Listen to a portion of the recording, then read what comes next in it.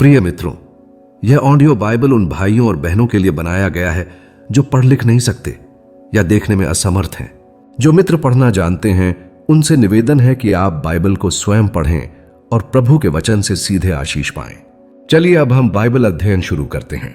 मत्ती की पुस्तक 8 अध्याय। जब वह उस पहाड़ से उतरा तो एक बड़ी भीड़ उसके पीछे हो ली, और देखो, एक कोढ़ी ने पास आकर उसे प्रणाम किया और कहा कि हे प्रभु, यदि तू चाहे तो मुझे शुद्ध कर सकता है। यीशु ने हाथ बढ़ाकर उसे छुआ और कहा, मैं चाहता हूं तू शुद्ध हो जा, और वह तुरंत कोढ़ से शुद्ध हो गया। यीशु ने उससे कहा, देख, किसी से ना कहना, परंतु जाकर अपने आप को याजक को दिखला, और जो चढ़ावा मूसा ने ठहराया है उसे चढ़ा, ताकि उनके लिए गवाही हो। और जब वह कफरनहूम में आया तो एक सूबेदार ने उसके पास आकर उससे विनती की कि हे प्रभु, मेरा सेवक घर में झोले का मारा बहुत दुखी पड़ा है। उसने उससे कहा, मैं आकर उसे चंगा करूंगा। सूबेदार ने उत्तर दिया, क्योंकि मैं भी पराधीन मनुष्य हूं और सिपाही मेरे हाथ में हैं, और जब एक से कहता हूं जा तो वह जाता है, और दूसरे को कि आ तो वह आता है, और अपने दास से कहता हूं कि यह कर तो वह करता है। यह सुनकर यीशु ने अचंभा किया, और जो उसके पीछे आ रहे थे उनसे कहा, मैं तुमसे सच कहता हूं कि मैंने इस्राएल में भी ऐसा विश्वास नहीं पाया। और मैं तुमसे कहता हूं कि बहुतेरे पूर्व और पश्चिम से आकर इब्राहिम और इसहाक और याकूब के साथ स्वर्ग के राज्य में बैठेंगे, परंतु राज्य के संतान बाहर अंधियारे में डाल दिए जाएंगे, वहां रोना और दांतों का पीसना होगा। और यीशु ने सूबेदार से कहा, जा, जैसा तेरा विश्वास है वैसा ही तेरे लिए हो। और उसका सेवक उसी घड़ी चंगा हो गया। और यीशु ने पतरस के घर में आकर उसकी सास को ज्वर में पड़ी देखा। उसने उसका हाथ छुआ और उसका ज्वर उतर गया, और वह उठकर उसकी सेवा करने लगी।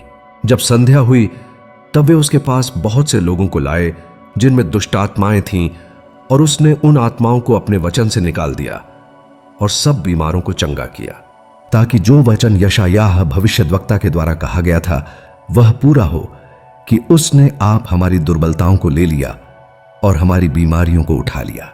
यीशु ने अपनी चारों ओर एक बड़ी भीड़ देखकर उस पार जाने की आज्ञा दी, और एक शास्त्री ने पास आकर उससे कहा, हे गुरु, जहां कहीं तू जाएगा मैं तेरे पीछे पीछे हो लूंगा। यीशु ने उससे कहा, लोमड़ियों के भट्ट और आकाश के पक्षियों के बसेरे होते हैं, परंतु मनुष्य के पुत्र के लिए सिर धरने की भी जगह नहीं है। एक और चेले ने उससे कहा, हे प्रभु, मुझे पहले जाने दे कि अपने पिता को गाड़ दूं। यीशु ने उससे कहा, तू मेरे पीछे हो ले, और मुर्दों को अपने मुर्दे गाड़ने दे। जब वह नाव पर चढ़ा तो उसके चेले उसके पीछे हो लिए, और देखो, झील में एक ऐसा बड़ा तूफान उठा कि नाव लहरों से ढंपने लगी, और वह सो रहा था। तब उन्होंने पास आकर उसे जगाया और कहा, हे प्रभु, हमें बचा, हम नाश हुए जाते हैं।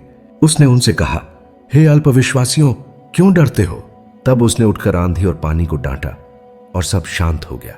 और लोग अचंभा करके कहने लगे कि यह कैसा मनुष्य है कि आंधी और पानी भी उसकी आज्ञा मानते हैं। जब वह उस पार गदरेनियों के देश में पहुंचा तो 2 मनुष्य जिनमें दुष्टात्माएं थीं कब्रों से निकलते हुए उसे मिले, जो इतने प्रचंड थे कि कोई उस मार्ग से जा नहीं सकता था। और देखो, उन्होंने चिल्लाकर कहा, हे परमेश्वर के पुत्र, हमारा तुझसे क्या काम? क्या तू समय से पहले हमें दुख देने यहां आया है? उनसे कुछ दूर बहुत से सूअरों का एक झुंड चर रहा था। दुष्ट आत्माओं ने उससे यह कहकर विनती की कि यदि तू हमें निकालता है तो सूअरों के झुंड में भेज दे। उसने उनसे कहा, जाओ। वे निकलकर सूअरों में बैठ गए, और देखो, सारा झुंड कड़ाड़े पर से झपट कर पानी में जा पड़ा और डूब मरा।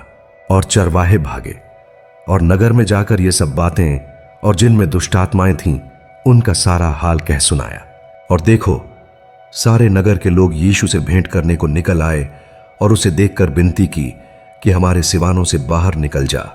प्रिय भाइयों और बहनों, आज का अध्याय यहीं समाप्त होता है। अगला अध्याय आप परसों सुबह 6:30 पर हमारे चैनल पर सुन सकते हैं। अगर आपने अभी तक हमारा चैनल सब्सक्राइब नहीं किया है तो कृपया सब्सक्राइब करें, ताकि हर नया अध्याय आपको समय पर मिल सके। अब हम आपके लिए एक छोटी सी आशीष की प्रार्थना करेंगे। प्रार्थना। हे प्रभु यीशु, जो भी भाई बहन यह वचन सुन रहे हैं उन सबको तू अपने पवित्र आत्मा से भर दे।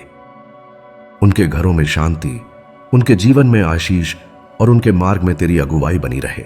हर दुख, हर रोग और हर कमी से तू उन्हें छुड़ाए और तेरे प्रेम में स्थिर बनाए रख। हम यह प्रार्थना प्रभु यीशु मसीह के नाम में करते हैं, आमीन। जय मसीह की।